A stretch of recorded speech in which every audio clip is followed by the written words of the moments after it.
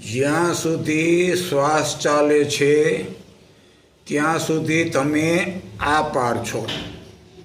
પેલે પાર શું છે એ કોઈ જાણતું નથી, પણ આ ક્ષણ તમારી છે.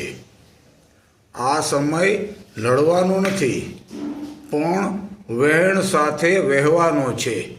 મનને બને એટલું શાંત રાખો. મનને બને એટલું શાંત રાખવાનો પ્રયત્ન કરો. શું?